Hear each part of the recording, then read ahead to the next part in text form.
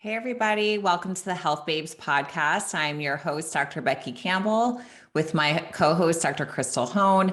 Today, we have Shaun Galanos on the show from the Love Drive. And Shaun is really good at, breaking down different things in relationships. And, relationships play a major role in our stress levels, and stress plays a major role in our health. So I hope you enjoy this episode the way that we did. Let's welcome Shaun. So how you been, Shaun? How's life? Oh, life is active, Is it? Yeah, I've been good. I'm settling into my new home in Flagstaff, Arizona. I got my office, pretty dialed in. Nice. Where's your salt lamp? It's in the corner. It's just not on. Okay. You want me to turn it on? Yes. That was a big part of our last episode. It was. Turn on the salt lamp, get a little vibes there. Oh, There yeah. Oh, I like your sign. Free love advice. That's It's good. not free, but it is right now. Well, for those of you who don't know, Shaun has a very amazing Instagram page. Yes. And he just keeps it pretty much as real as anyone I've ever met in my life, which I really resonate with. So we love Shaun, and we're so excited to have you back on. I'm happy to be here. I'm just going to close my window. I do try to keep it real. Yep. I think that's what people really enjoy about my Instagram and my advice. Yep. And he doesn't filter it either. No sugarcoating. No sugarcoating. What do we need? We don't need more sugar, right? We need authenticity. No, we need realness. That's Yes. right. Humble authenticity is what we need. Happy to be here to share what I can. Yes. Well, what we do when we talk to Shaun is we kind of go through his page and just pick out the things that stand out to us and what people kind of ask us about to ask Shaun. And there's so much there. So, Shaun talks a lot about relationships. And if you're wondering how this plays into your health, relationships are a major factor in stress. And stress is a huge factor in your health. So we are the Health Babes, and we believe that this is a big, big contributor to what could be going on with your health. So we wanted the number one person that we love in this field. And so here we go. So let's talk about love languages, because that is this topic that you always hear about, and people have read this book and blah, blah, blah. So I love how you talk about not getting attached to love languages. So why do you feel that way? I think the whole love language movement, there's a lot of benefit to it, which is that it now has given us language about the different ways in which we give and receive love, right? So I really like that about the love languages. What I don't like is people saying, well, I'm an acts of service person, and if my partner can't show me acts of service, they are not the one. I am out of there, right? And I think that's just too black and white. It doesn't leave enough room for the nuances of, human beings and how complex we are. And what I think that we ultimately should do is become proficient in all of the love languages, right? Yeah. Not just one and say, this is just who I am. I need you to tell me that you love me every day. Right. Like, okay, how about I like it when you tell me that you love me? It makes me feel good, but I also recognize that when you do an oil change, or when you leave me a gift, or you buy my favorite ice cream at the store, that is also your way of telling me that you love me. Yeah, I think it's important to recognize that people have different ways of showing love, and that maybe something that you're looking for is not something that the person does well, or that's not their way of showing it. So I do think it's good in that way, but I think it's hard to make it kind of like black and white and concrete. Right. Like, these are my must-haves, and yeah. I definitely lean more towards certain things, the way that I give love versus receive love, but we are all very complex individuals and have a blend of everything. So to just put so much pressure on that, it's just, I think sometimes a little bit much.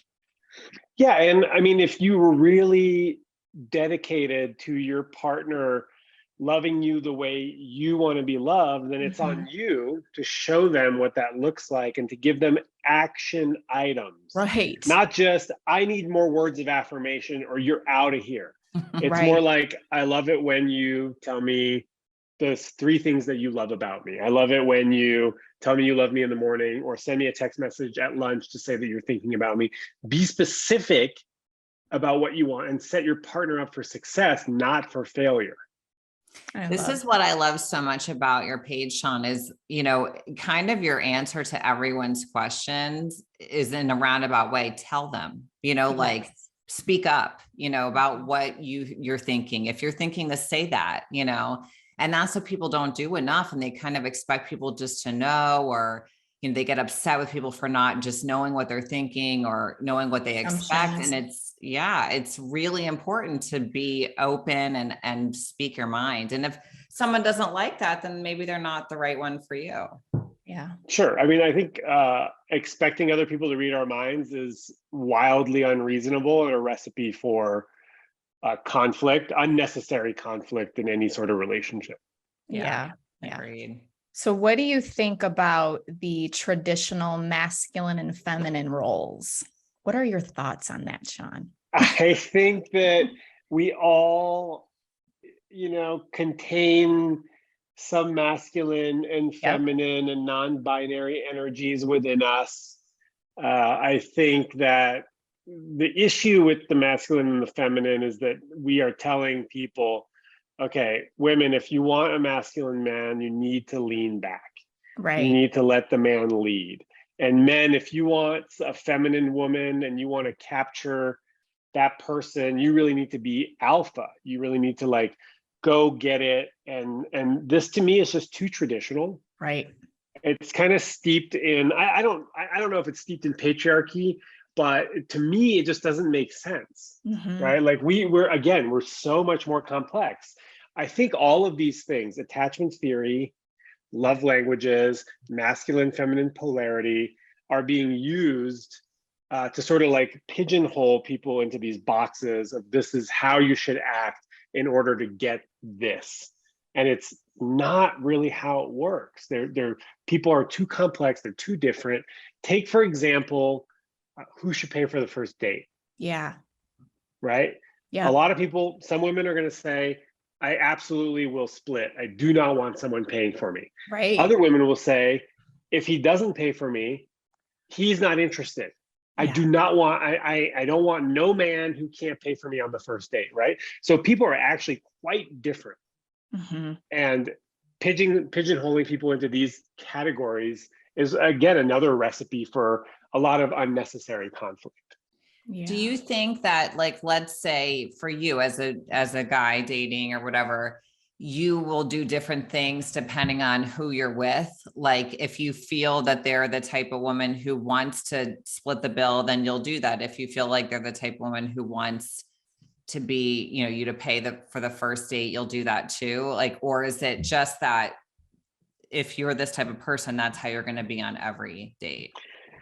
Yeah, I think instead of trying to do the right thing to impress the other person, which becomes, this is sort of like game playing, right? This is why I don't play games, because no one is playing by the same rules and no one actually even knows the rules. And so what are we even playing at the end of the day? It's so true. It's super confusing. So rather than trying to adjust myself, of course, there's always going to be some attuning to someone's personality, right? If you're with a quieter person who speaks more softly, you will also probably speak more softly, right? You're not going to just overwhelm them. But for the most part, I don't really change who I am based on who I'm spending time with. Ultimately, what I want to do is be able to be the most me that I can be, and to find someone who just loves that, without having to change any of it. So I'm a split the bill guy. I'm going to offer to split the bill, whether you are I would really prefer it if you paid for me kind of gal. And if you're I would really prefer it if you paid for me kind of gal, and I'm a split the bill kind of guy, we might probably not see eye to eye on a whole bunch of other different things. I would much rather know on the first date than 3 months down the line when I'm more invested and attached. It's so true. I think so many people put, on this whatever they think they should be at first, and then they can't keep up with that. And that's when problems start. It's just be who you are out of the gate, and then things will probably work out much better. Agreed. Yeah. Go ahead. Zach. This is what we do all the time. So Shaun, okay, let's talk about rejection. So why is rejection a good thing? I was actually I was writing about this, and I did a workshop yesterday on it's session 1 of the emotional availability workshop, and we do a huge section on rejection. This is okay. Let's say what's the top 3 fears that people have when it comes to life, really, and specifically romantic relationship, but could also apply to a job or a friendship. So people are terrified of rejection. People are terrified of emotional pain, and people are terrified of inadequacy, right? Not feeling like they are enough. And that's underlining, that is the fear of rejection, right? If you reject me, then thus I am not enough for you, or I am too much for you, which is also just the flip side of not enough, right? If you're too chill, it means you're not serious enough, right? So at the bottom, there's just this fear that we are not enough, right? And I think the fear of rejection is just sort of it's connected to this idea that we are not enough. I love rejection because it creates a more resilient person. Yeah. I was actually reading or listening to some podcasts on Stoic philosophy, and the Stoics will actually put themselves in uncomfortable situations to know that they're going to be okay after that.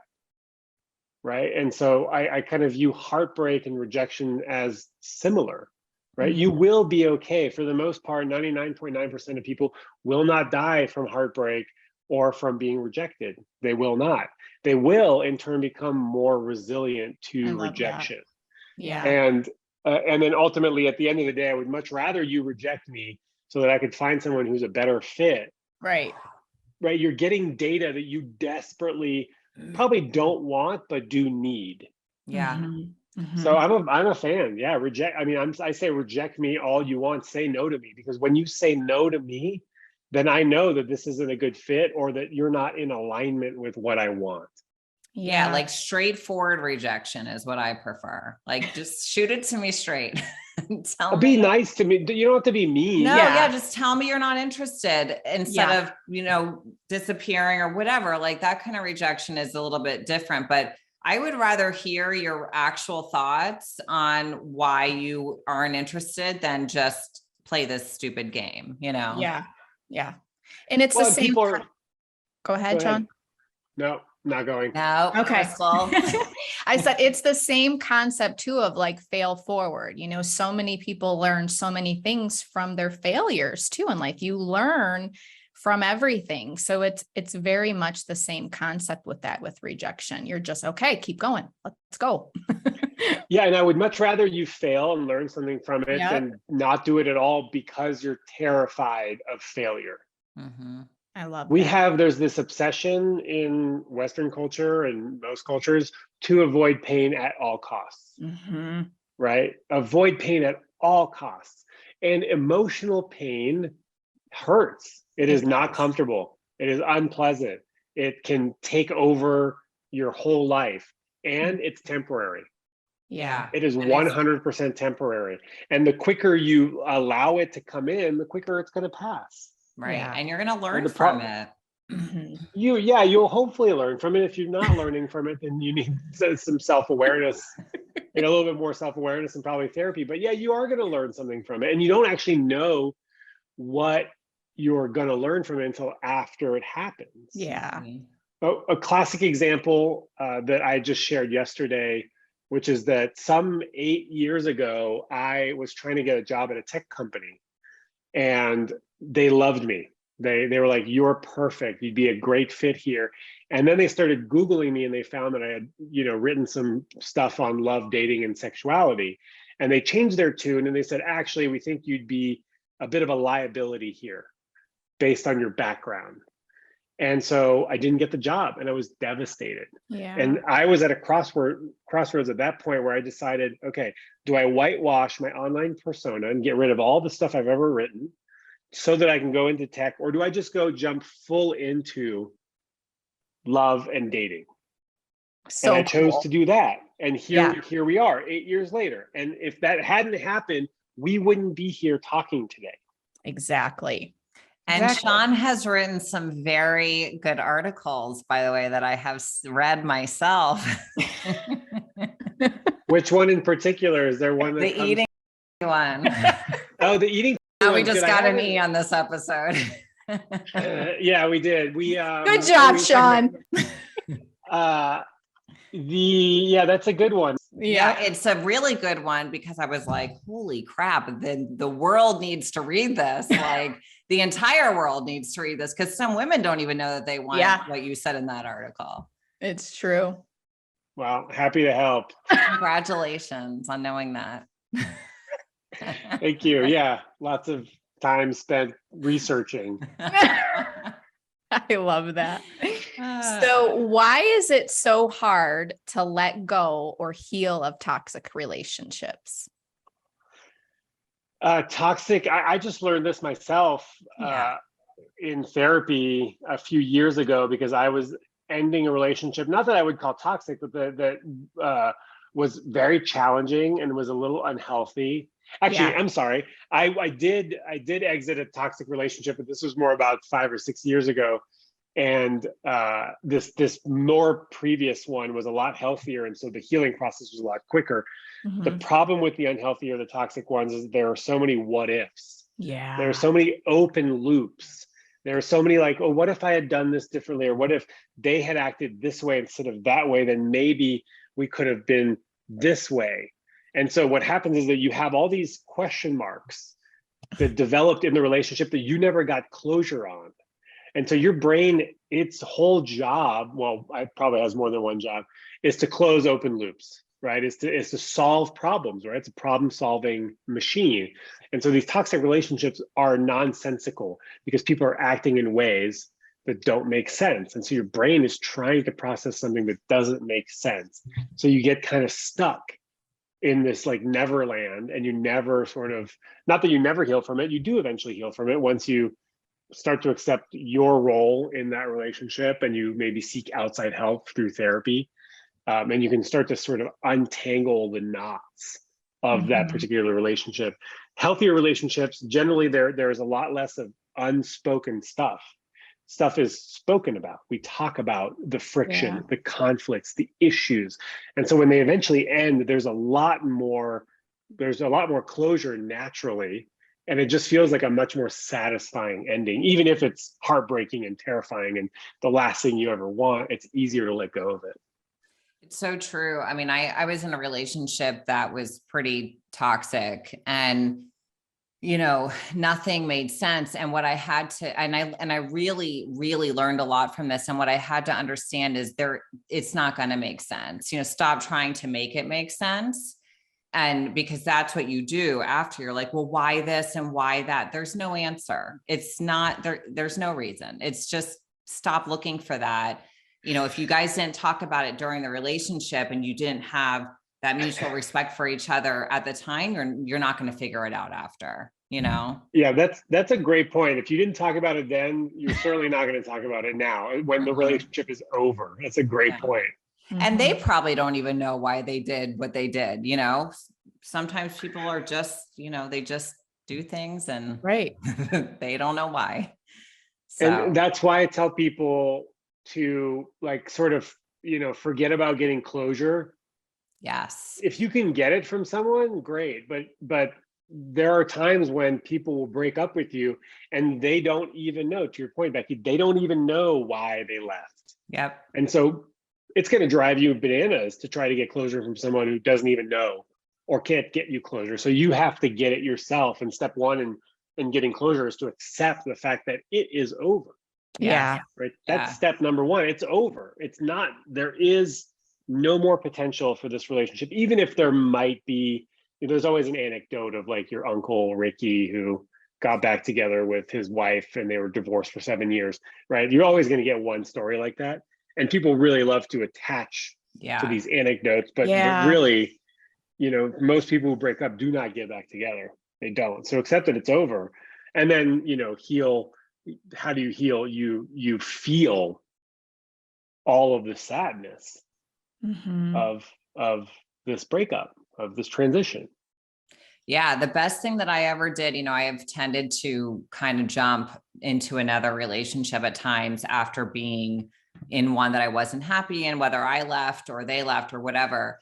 And when the probably most painful experience I ever went through, being cheated on by someone who totally, it was a, shock, and living a double life. And I had no idea. And the hardest thing for me, because I'm such a communicator, I am so the type of person, I will tell you everything I'm thinking, maybe too much, so the hardest thing for me was to not try to go after that and get answers, and to just know it was over and not ever speak to the person again, and not try to cover it with another relationship. I had to let myself stop and feel it. I'm like, I need to feel this, feel the feelings, cry if you need to cry.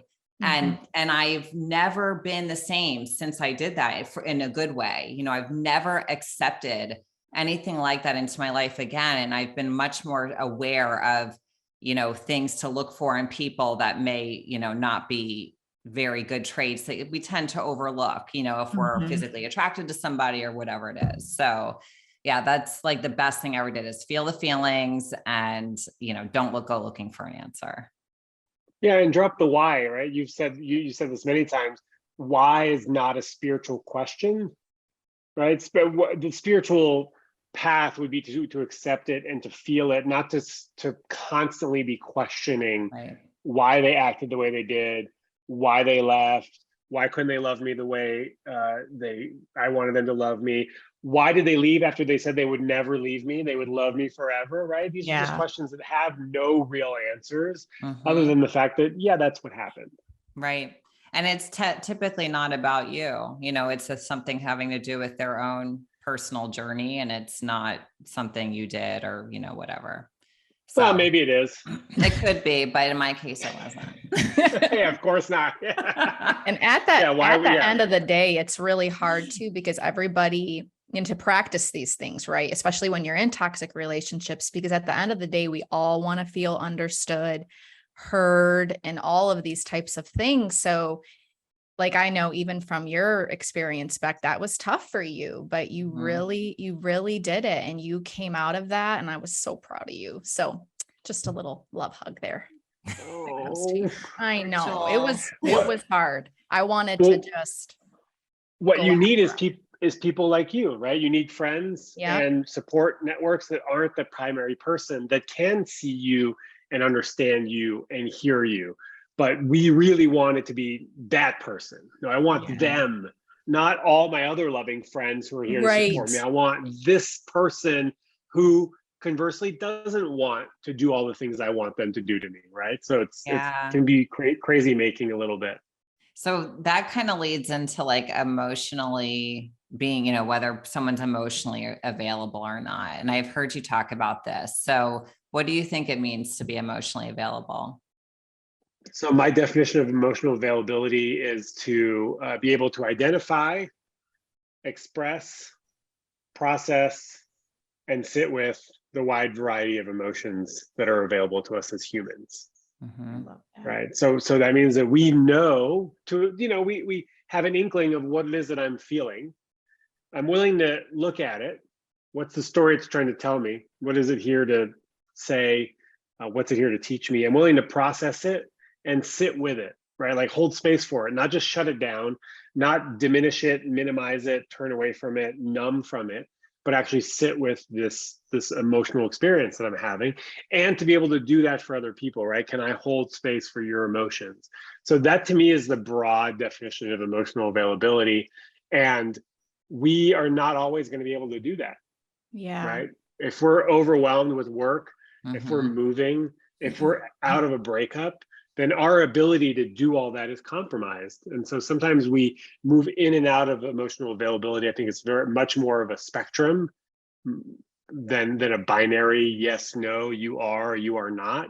And I think we also need to look at emotional availability not as a binary of a person, right? So they are or are not emotionally available, but do they have emotionally available behaviors, right? What are the behaviors? So you could have a whole bunch of different behaviors that signify some ability to be emotionally available.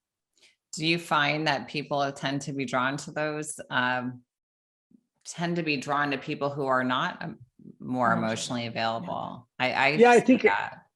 I think emotional availability for some people is an aphrodisiac. I think unavailability in general is a bit of an aphrodisiac, right? People that are in relationships, people that are super, super socially busy and don't have a lot of room. You're the person who they might make room for, right? We also want what we can't have. So if somebody's unavailable, well, we want to make them available for us. And then lastly, it's if we are scared of commitment or have a fear of intimacy or are unavailable in some ways, it's much safer for us to be with somebody who's also unavailable, because they will never hurt us the way somebody who's really present and grounded and there for you could. Because when you are with that kind of person, the intimacy that you develop is going to be much deeper. The attachment is going to be stronger, and it's going to hurt more if they leave. Yeah, that's so true. It will definitely hurt more. Why do you, so why is pretending you don't have needs come off looking unauthentic? This is another thing. Some people pretend like they don't have any needs, and that's like cool. Yeah, the cool girl and the chill guy, just like go with the flow, not a care in the world. I think we do that because we don't want to be burdensome to other people, and we want to be more attractive. And someone who asks less of others is easier to be around. Yeah. Right? Because you're not asking, and also if you don't ask, they can't say no. So it's inauthentic because that's, for the most part, we are not cool and chill when it comes to love. No, we're not. We all have needs. We all have needs. We're all a little manic. Even robots have needs, They need a task, they need power, they need lubrification. So even robots have needs. So for sure humans have needs. I think that the problem is when we put all those needs on one person. So that's like the other side of the pendulum, right? Is that we have so many needs and we're looking for our special person to meet all of those needs. And that's also wildly unrealistic, which is why we want people in our lives, and so that we can spread our needs around, right? Our needs to be seen and heard and loved and touched, and intellectual stimulation, emotional connection, spiritual connection, all this stuff. So outsource that to other people. And then at the end of the day, there's also a lot of needs that are inside jobs. Like no amount of outsourcing them is going to have them met. Like your need for self-worth and self-respect and self-love, you can't farm that out. Cannot farm that out. There is not enough out there to satisfy what you need to fill yourself with the belief that you are good enough, that you are loving, that you are cared for, that you are worthy of love. This stuff has to come from inside. Yeah, it does. Definitely does. That's very true. Okay. So in today's world, it's like so much more common for women to be like, and I don't still know how true this is on their end, that they say that they just want sex from somebody. I know that there are some people who do, but I think sometimes women say that just like what we were talking about, to kind of put up a front. And they think eventually they'll like hook the person. But even with all the people today, women, I would say, saying they're okay with just having sex, do you still see people, men, I guess, have a problem admitting to just wanting sex? Or do you think that they're still pretending they want more just to get sex? Yeah, I mean, I think that was one of my primary motivators to get into this work. Or maybe it was the spark that got me here, is that when I was younger as a man, I wanted to have sex and I had a hard time asking for it or being honest about it. And so I wouldn't talk about it. I wouldn't say, oh, I totally want to be in a relationship with you, and then have sex with them and then leave. But I wasn't saying what I actually wanted or what I was actually available for. And in those moments, I started to wonder, isn't there a better way to do this? Shouldn't there be a better way, a more honest way to get what we want? And so I think a lot of people do struggle with saying, look, I'm only available for a physical connection. Yeah. It doesn't mean that I'm not going to be nice to you. Like, we could be friendly and have fun, and it can be, intimate to a certain degree, but I'm only available for sex. I do not want a relationship. I think a lot of people, particularly men, struggle with this. I think men struggle with it because they're not rewarded for their honesty, right? If they say that, there are women that are going to be like, ew, gross, you're just a fucking dog, Yeah. I mean, if we have an E rating, let's just go for it. They're going to call them fucking dogs, and they're going to be like, see, that's why I can't be honest. Right. I heard this guy Shaun say, be honest. I tried it. She called me a fucking dog. I'm a loser. I'm never going to do it again. So I think that, yes, men are scared to be honest because they're also not celebrated when they are honest, right? I mean, I think the answer that we're looking for there from someone who receives that kind of request or disclosure about only being available for sex, and that's not what they want, is to say like, hey, thank you so much for being honest with me. I really appreciate that. That is totally not what I'm looking for. And so let's part ways here, and good luck on your search, right? That's what we should be doing. But women get offended. How could you? That's all you ever want. That's all men ever want is sex.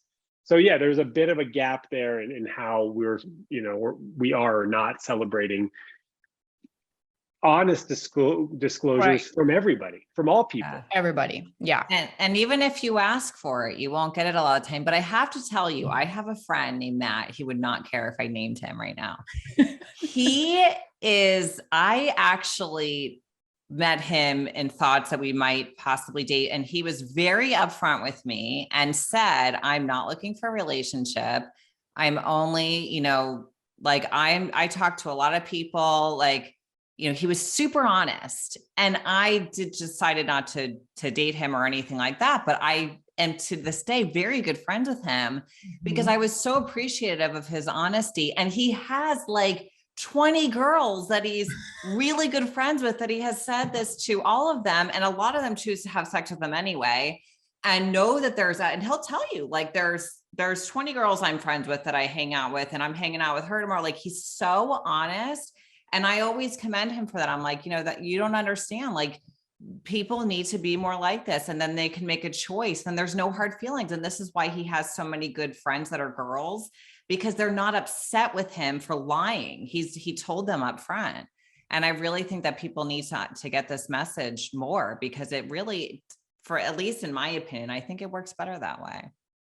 Yeah. And there's also a lot of women who also just want sex. With a dude who's honest about wanting sex and don't mind sharing, Matt with 20 other women, which, I would maybe struggle with a little bit, but that's just me. Yep. Yeah. Same. It's true. Yeah. Since we're on this subject, Shaun, what are your thoughts about relationships where they bring somebody else in? Or asked to. Tell me more.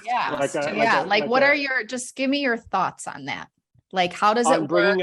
For me personally, me and my husband, we could never do that, ever, but that's me. Right. But there's lots of people that, do. How does that work? What are your thoughts? I think what Crystal's saying is, if you're in a relationship and one of the people in the other person is asking you, what are your thoughts on bringing someone else in? What are you supposed to think? Am I not enough?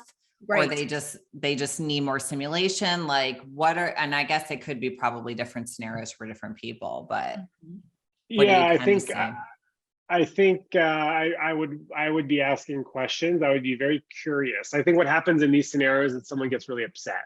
Yeah. Right. And they go straight to, I'm not enough. They're bored with me. I'm not good in bed, all this stuff. And that makes sense. I might tend to think that as well. But I would caution you or invite you to show up with more curiosity, right?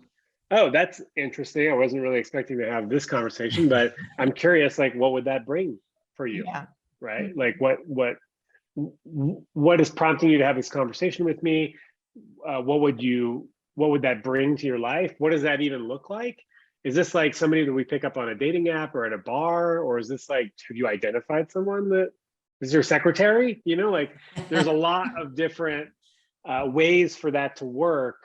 I was talking to someone about open relationships recently, and I was saying like, yeah, I think, I think it would be fun. And she goes, yeah, of course it would be fun for you to be able to have sex with new people every now and then, right? So there are benefits to these arrangements that we're not owning or being really honest about. But I think that it is for some people, it is not for everybody. Right. Yeah. I mean, I feel like I would wonder, how can you say you love me and watch me have sex with someone else? That's how me too. But that's how I would feel personally. Because or how can you say you love me and then I have to watch you have sex with someone? Right. Yeah. So I was just always think about that and how that works. And I actually had a friend who was in a relationship with someone, and they never discussed this, but they were in a very long-term relationship, and he had brought that up to bring somebody, and it just crushed her. You know what I mean? So it's like, in the beginning, just lay it all out, what you're open to, so that we can avoid these hard times. You know what I mean? Well, I think something to consider here is that, if I'm not mistaken, having a threesome is the number one fantasy for most adults. Okay. See, this is why I wanted to talk to you about this, because I don't have that fantasy. Me neither. Well, I don't. You're not in the norm. You're not the norm. You're the outlier. I guess I'm boring. Me too. I'm really not. Maybe your fantasy is something actually way more exciting than a threesome, right? It is. So maybe that's not boring. So I think we have to be comfortable talking about our fantasies and not getting so triggered about them, because for a lot of people, the fantasy is going to be better than the reality. Yeah. That's such sometimes people like the fantasy and then they go through with it and they go, wow, that really did not live up to my expectations. That was bad. That was awkward. There was a smell. I don't know, whatever. So we if your partner is talking to you about a fantasy, realize that A, it doesn't necessarily mean that it's a reality. And B, that they trust you enough to bring that fantasy to you just to discuss it. And that is hard for a lot of people. That's a great point. It's true. So, and we had a sexologist on, and she was talking about fantasies. And she was saying, just because someone has a fantasy doesn't mean they actually want to go through with it. And I know I have a specific one that I'll keep to myself, but if it really happened, I would be freaked out, because that would be completely inappropriate. But like the thought of just the fantasy part of it is fun, but then in reality, I would be like, no. Sean's curious. I'll tell you when we're off air, Shaun. Yeah, perfect. I mean, a lot of people's fantasies would probably fall short if they actually realize them. Yeah. I have a good question. Go ahead, Beck. No, you go. Can people change, Shaun? People do change all the time. Okay. What about if you're getting into a relationship and you're like, oh, I can change him. He'll change down the line. No, definitely not that way. Exactly. People change in the sense that, like, when you get together with someone, you can expect them to change. You just don't know how they're going to change. Right. You can't make them change. No. You can't. No, I don't think you can make them change. No. I don't think you can inspire someone to change, right? Mm-hmm. Like, let's say you're really into fitness and they're not. Nagging them to come on walks with you is probably not going to work, but living your best life and exercising for yourself and, reaping the benefits of that lifestyle might inspire them a little bit. Mm-hmm. So there's that. But yeah, I think like expecting someone to change, like if you meet someone, you're like, oh, they're 80% good. Right. I'm going to get them to the 100. I say, be happy with the 80. Yeah. Dan Savage says the one doesn't exist. The best you can hope for is 0.67 and round up. I love that. Yeah. He's not saying make them the one. He says round up, like this is it, So I like that too. Just accept your partner for who they are. If there's a deal breaker and you think that you can eventually change this, you're in for a world of hurt. Yeah. The unrealistic. And it sucks for the other person. Mm-hmm. where you're it's exhausting yeah trying to, change someone. It doesn't work. Yeah. I'd much rather you just accept the fact that no one is perfect, including this person, and that Right. as long as what you don't like is not a deal breaker, Mhm. then you know, go for it. Yeah. But people do date people that have qualities that are deal breakers, and they see them, but they think that they'll change that, and it doesn't work. I think they're probably focusing on the wrong things. The things that they do like about them are maybe not the most important things, right? Looks, status, career stuff. The things that are more important that you kind of want there from the beginning: respect, kindness, humor. Do we have fun together? That's the real important stuff that you can kind of grow old with. Agreed. Yeah. Okay. We had a question from someone on Instagram, and they were asking about age gaps. So this was a female. She was asking about dating someone around 12 years younger than herself. And I can tell you from personal experience, I've dated someone who is 12 years younger, and I have a friend who is currently dating someone younger, and they have a lot of the same personality traits. I guess I could say. I actually think they're personality traits. I don't think that it's an age thing. It's more of like it can be looked at as immaturity, but in my opinion, it's not. It's that this is just how they are, like jealousy type stuff. So anyway, this person is asking what you think about age gaps. Like, is it doomed in general if you're too much apart in age, or can people really be much more mature than their age, and can it work? Yeah, I think it can work. I think you have to be careful of the power imbalance, specifically with older men, younger women. I think that's where it becomes problematic.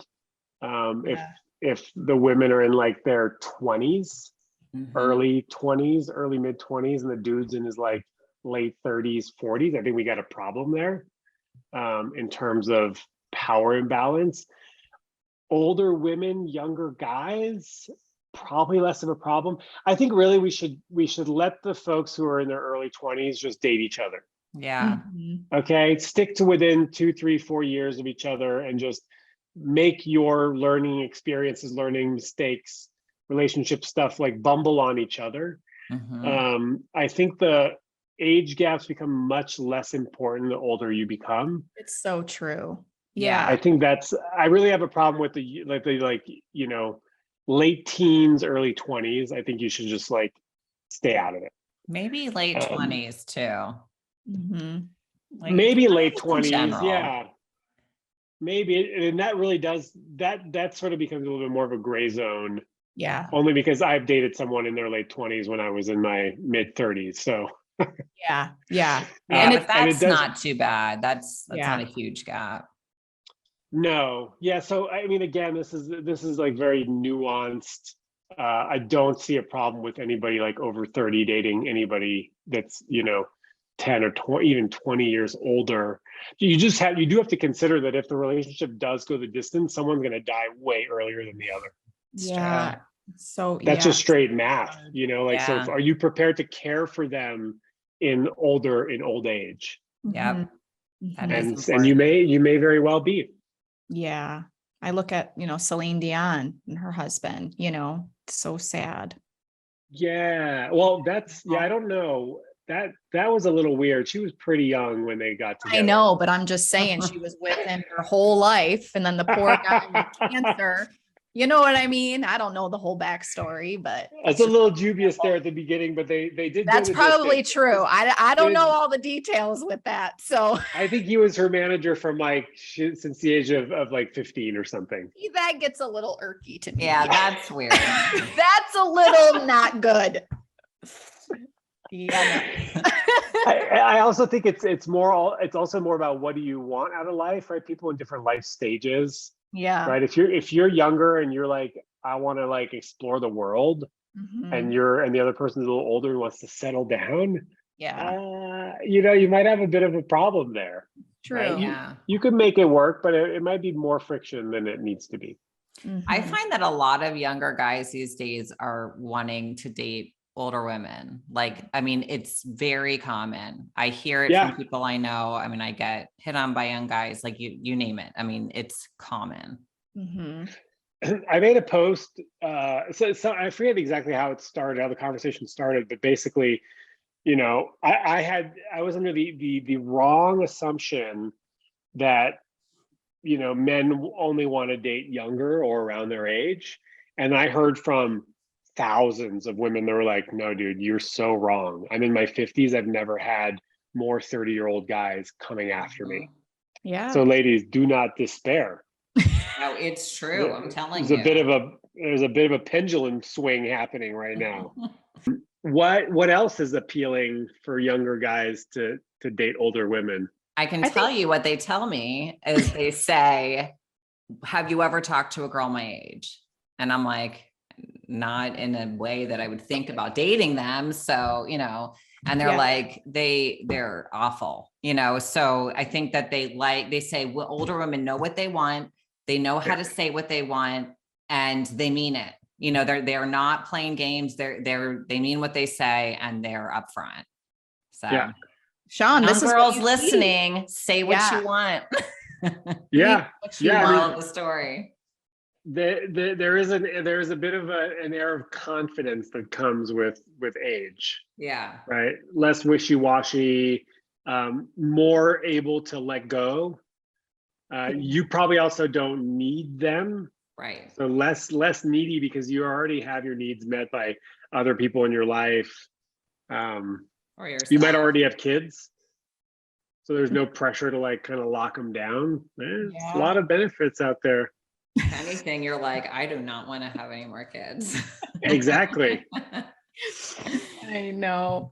So across in all the work that you do and everything that, you know, talking to so many people and giving out so much relationship advice, what are like the top 3 things, if you could give our listeners advice on relationships and growing in relationships in general? I know that's broad. I gotta tell you, I really don't like these questions. I know. Ahead of time. Give me one. Okay, how about one? Talk about what you want, for Christ's sake. You go. Know? Yeah. We've already talked about all of the ones in here, right? So talk about what you want. Stop expecting other people to read your mind. Try not to be so gosh darn terrified of rejection and emotional pain. You are way more resilient than you think you are. Yeah. Right. So go after it. Go ask for what you want. Dare to be rejected. Learn from that rejection. That's 1, 2, and let stuff go. Yeah.